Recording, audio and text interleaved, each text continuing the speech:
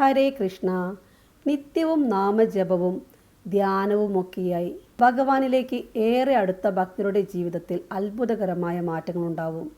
അവർ ഭഗവാന്റെ പ്രിയപ്പെട്ട ഭക്തരായി കഴിഞ്ഞാൽ പിന്നെ അവരുടെ ജീവിത സാഹചര്യമെല്ലാം നല്ല രീതിയിൽ മാറും. ഭഗവാന്റെ പ്രിയപ്പെട്ട ഭക്തരാവാൻ എല്ലാവർക്കും സാധിക്കും. അതിനായി കുറച്ച് മാറ്റങ്ങൾ നമ്മളുടെ ജീവിതത്തിൽ വരുത്തിയാൽ മാത്രം മതി. കുറച്ച് മാറ്റങ്ങൾ വരുത്തിയാൽ ഭൂലോക വൈകുണ്ഠാധിപതിയായ ഭഗവാനെ കിട്ടുമെങ്കിൽ നമുക്ക് മാറാൻ ശ്രമിക്കാം, അല്ലേ?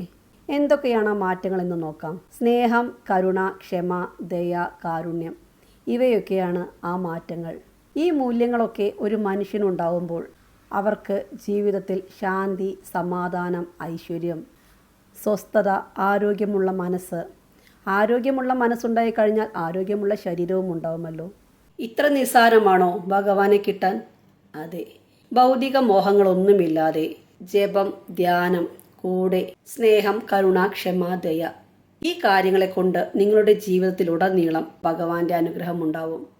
ഭഗവാന്റെ പ്രിയ ഭക്തരായി കഴിഞ്ഞാൽ പിന്നെ ഈ ജന്മം തന്നെ സഫലമല്ലേ? നേരത്തെ പറഞ്ഞ പോലെ നിങ്ങളുടെ ജീവിതത്തിൽ വിശ്വസിക്കാനാവാത്ത മാറ്റങ്ങളും ഉണ്ടാവും.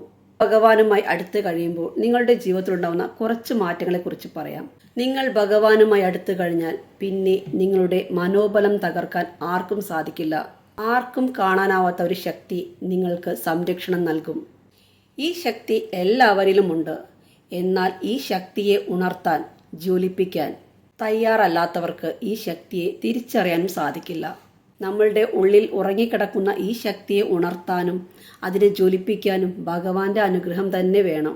വെറും ഭക്തി ഉണ്ടായാൽ മാത്രം പോരാ, നിരന്തര നാമജപം കൊണ്ട് ഉയർന്ന തലത്തിലെത്താനും സാധിക്കണം. ഇതുവരെ ശ്രമിക്കാത്തവർ ശ്രമിച്ചു നോക്കൂ.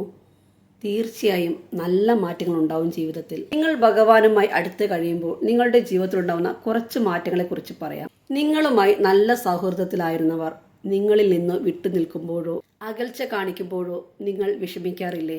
എന്നാൽ ഓർക്കുക, നിങ്ങളിൽ നിന്ന് ഭഗവാനാണ് അവരെ അകറ്റിയത് എന്ന്. ഈ ഭക്തർക്ക് മറ്റുള്ളവരുടെ ചതി, വഞ്ചന ഒന്നും മനസ്സിലാവില്ല. എല്ലാവരെയും നല്ലവരായി മാത്രമേ അവർ കാണുകയുള്ളൂ. എന്നാൽ ചിലർ ഇവരുടെ കൂടെ കൂടും. ആത്മാർത്ഥത ലേവലേശമില്ലാത്തവർ, മുന്നിൽ നിന്ന് ചിരിച്ച് പിന്നിൽ നിന്ന് കുത്തുന്നവർ. അതെ, ഭക്തരുടെ മനസ്സിലെ നന്മ കാരണം ഇവരെ തിരിച്ചറിയാനും സാധിക്കില്ല. എന്നാൽ തന്റെ ഭക്തരുടെ കൂടെ കൂടിയ ഈ ചതിയന്മാരെ ഭഗവാനാണ് അകറ്റുന്നത്. അതെ, ഭഗവാനിൽ സമർപ്പിച്ച് ജീവിക്കുന്ന ഭക്തരുടെ ക്ഷേമം ഭഗവാൻ നോക്കും.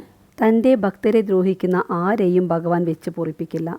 ഭക്തിയിലേക്ക് ഉയർന്നു കഴിഞ്ഞ തന്റെ ഭക്തന്റെ ജീവിതത്തിൽ പിന്നീട് നന്മ നിറഞ്ഞ ധാരാളം സുഹൃത്തുക്കളുണ്ടാവും.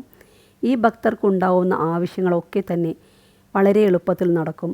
ഭക്തിയില്ലാത്ത ഒരാൾ അവരുടെ ആവശ്യങ്ങൾക്കായി ധാരാളം പ്രാവശ്യം നടക്കേണ്ട കാര്യത്തിന് ഭക്തർക്ക് ആദ്യ തവണയിൽ തന്നെ ശരിയായി കിട്ടും. ഇവർ ഏതൊരാവശ്യത്തിന് പോവുകയാണെങ്കിലും ഇവരുമായി ഇടപെടുന്നവർ വളരെ ശാന്തമായി ഇടപെടുകയും കാര്യങ്ങൾ നല്ല രീതിയിൽ നടത്തുകയും ചെയ്യും. ചിലർ പറയുന്നത് കേട്ടിട്ടില്ലേ, ചില കാര്യങ്ങൾക്ക് കുറേ കയറിയിറങ്ങി എന്നിട്ടും കാര്യം നടന്നില്ല എന്ന്. എന്നാൽ ഭക്തർക്ക് തടസ്സങ്ങളൊന്നും ഉണ്ടാവില്ല. എല്ലാ കാര്യങ്ങളും പോസിറ്റീവായിട്ട് നടക്കും. ഈ പറഞ്ഞതിൻ്റെ അർത്ഥം എല്ലാവരും നല്ലവരായി മാറുമെന്നല്ല. എന്നാൽ ഏത് പ്രശ്നക്കാരും ഭക്തരോട് ഇടപെടുമ്പോൾ അവരുടെ മനോഭാവത്തിന് മാറ്റം വരും.